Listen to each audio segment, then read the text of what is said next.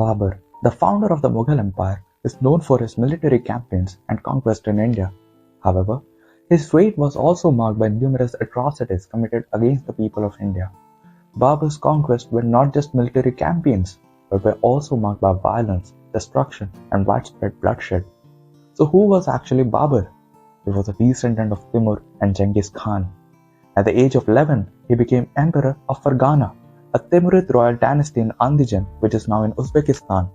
But he lost his position to his competing cousins because every member of Genghis Khan's family claimed divine right to reign. He ran away from Fergana in order to save his life and spent some time in Afghanistan. Even when he was banished from Fergana, he wanted to restore not just his father's kingdom, but also to enlarge and retake the land Timur had previously conquered. And during this time, India was ruled by Ibrahim Lodi, who belonged to the Lodi dynasty. But many of Lodi's family members, military personnel, and other government officials were drawn to Babur, and with the support of friends and gunpowder, Babur was able to defeat Ibrahim Lodi's vastly larger force at the First Battle of Panipat, and this event marked the beginning of the Mughal Empire in India. After conquering the throne of Delhi, Babur massacred the inhabitants of Delhi in 1526. He ordered his soldiers to loot and pillage the city. According to historical records, the streets of Delhi were filled with corpses and the city's population was either killed or enslaved. Babur also destroyed temples and other religious buildings during his conquest. One of the most significant examples of this was the destruction of Ram Mandir at Ayodhya. The temple was demolished and a mosque was built in its place. The destruction of the temple led to a long-standing dispute between the Hindus and Muslims. पर जो भी हुआ भाई, अब हमारे रामलला पुनः आ चुके हैं अपने अयोध्या नगरी में. इसी बात में जय श्री राम तो बनता है कमेंट सेक्शन में. Babur's atrocities were not limited to religious buildings, but also extended to the general population. For instance, Babur ordered the killing of all men in the town of Chanderi after its capture. Women and children were enslaved and distributed among his soldiers as spoils of war.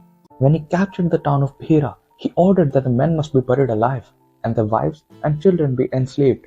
After capturing the town of Kalinja, he ordered the execution of all the men and took the women as prisoners, and they were sold in the markets because they never ever considered women as women. Instead, they were treated as an object of sense gratification. Babur's reign was also marked by the introduction of new forms of taxation that had a severe impact on the people of India. He imposed the jizya tax on non-Muslims, which was a discriminatory tax that Muslims did not have to pay. This tax was imposed on Hindus and other non-Muslims, leading to widespread poverty and destitution. Since our childhood, we have been brainwashed by our history books, which are written by the leftist historians. We weren't taught about the atrocities that these ruthless rulers committed against the innocent civilians of Bharat. Instead, they glorified these rascals in every possible way and hid all their misconducts against the citizens of Bharat. Babur is known for his brutal treatment of women in the areas he conquered. The numerous accounts of widespread rape, sexual slavery, and forced marriages of women from captured towns and villages. These women were often treated as spoils of war and were subjected to physical and sexual abuse by Babur's soldiers. Babur himself is known to have taken many women as his wives, often forcibly. One of his most infamous acts was the abduction of the Rajput princess Roopmati, whom he forcibly married after conquering the kingdom. The legacy of violence and abuse against women that Babur helped to establish has continued to plague some countries to this day. Just look at Pakistan, how Pakistan treats its minorities. Every day a Hindu girl is abducted and forcibly converted, and after conversion is married off to a man who's about 50 years of age or 60 years of age.